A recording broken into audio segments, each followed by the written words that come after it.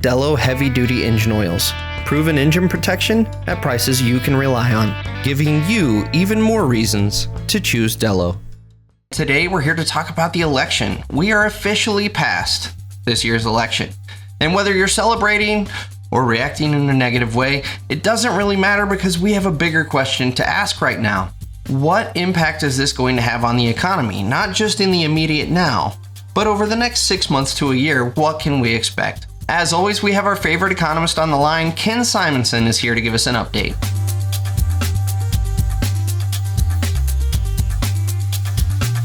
Ken, after the election, what can we expect coming down the pipeline, not only in kind of, right now I think we're seeing a very immediate response to the results of the election, but there's going to be a time period where Trump begins to roll out policies that he's got in place. So I guess it's a two-part question. What are we seeing now? And then what are we going to expect as he starts to roll out policies that he's talked about? Well, it's a really mixed picture. I think contractors are happy about the prospect of a more favorable tax climate than they would have had under a Harris administration, and certainly less regulation, at least less new federal regulation. But there's also greater uncertainty. We don't know how long or how seriously Trump is going to wait until he pushes things like closing the borders and deporting people who are already here, how soon and how steeply tariffs that he would put in place will be. And of course, a lot of uncertainty still, even as to who will control the House and how big a majority that's going to be. So things that depend on legislation, like getting tax provisions either renewed or repealed and replaced, that could be at least a 12-month battle and even longer. And then even getting Trump's nominees confirmed and into office, that may take some time. So a lot is still going to be up in the air for quite a while. I think the two things that are most important in terms of what construction firms will be experiencing are what happens on tariffs and what happens with foreign-born workers. Beyond that, clearly tax and regulation is also important, but I don't think will make as big a difference in the cost or the difficulty of completing projects. So, as an economist, I do think there is a lot of misinformation out there currently about the way tariffs work and who ultimately will be impacted. At a very high level, can you give us a breakdown of what impact a tariff would have to a frontline guy that's installing septic systems or doing some carpentry? Yeah, a tariff is a tax. It's very specific to an item or a class of items, but it has the same impact basically as a sales tax, that the price is going to go up on that item. Now, the difference with a sales tax is that anything you buy in that store is going to have that sales tax when you check out. With a tariff, it depends if it's foreign made or domestic made as to whether the money is going into the U.S. Treasury or it's going to rest on the table or go into the pocket of the domestic manufacturer. But what we saw when Trump put on steel and aluminum and other tariffs in 2019 is that domestic producers did raise their prices pretty much in tandem with the amount of the tariff increase. And I think that's likely to happen again. It's not guaranteed, but to the extent that domestic producers think that they will be able to make more money by raising their prices, you're going to be paying more for whatever you're buying, whether it's foreign made or domestically made. I think that tariffs are not inflationary in the technical sense that they don't lead to a spiral of ever increasing prices, just as a one-time sales tax increase affects prices one time, but they don't keep going up.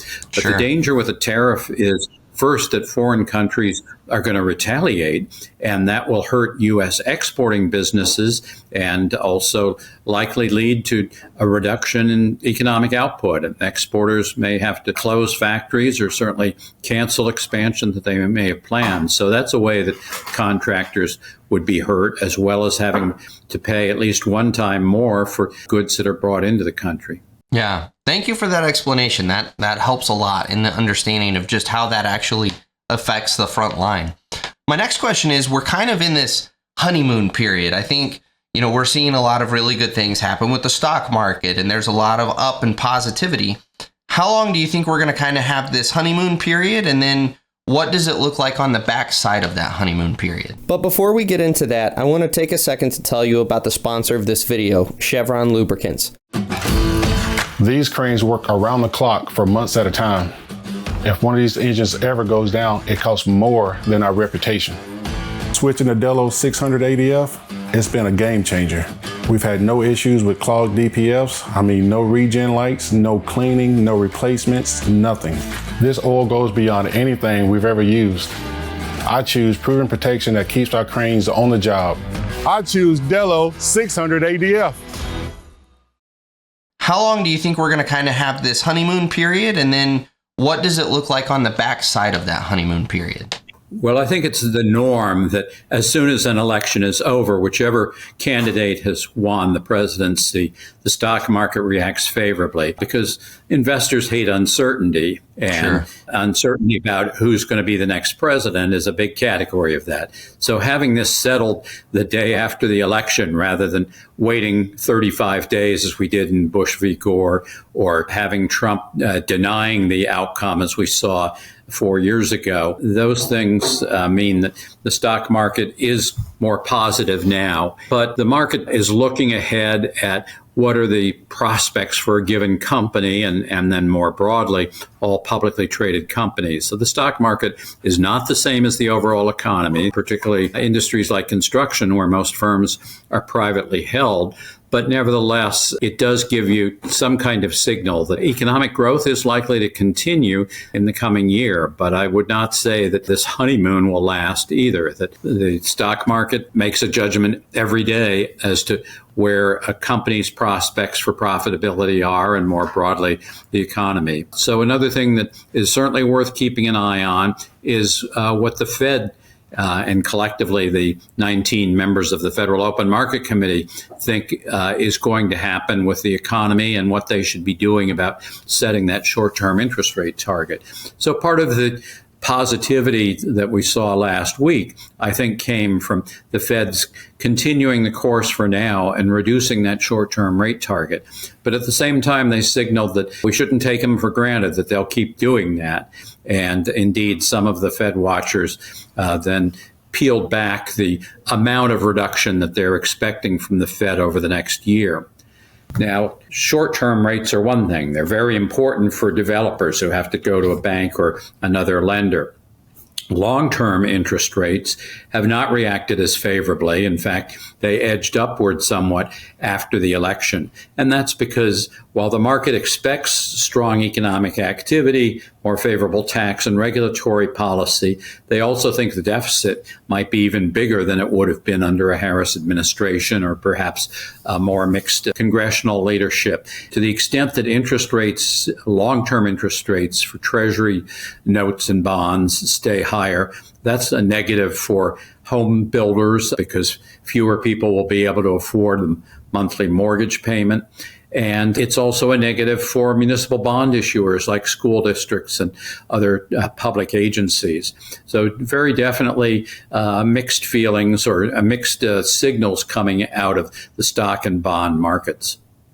So as a final comment, any kind of nuggets or wisdom or advice you'd like to share to contractors for this kind of next 6-month period as we start to transition from the Biden administration over to the Trump administration?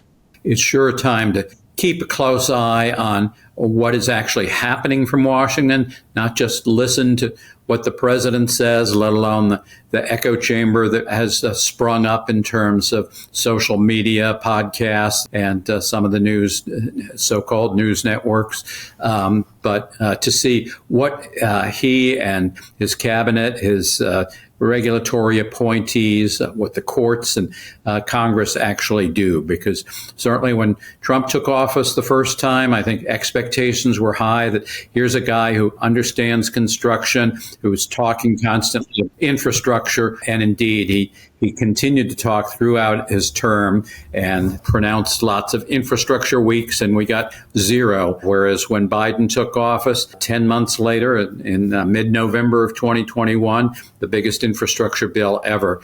And I think that's largely likely to stay in place. But we'll have to see if Trump tries to peel back some of the infrastructure spending and some of the other things, and how quickly the regulatory environment actually loosens up. So it sounds like just kind of overall advice, play it conservative for a bit. Let's see what happens after the dust settles.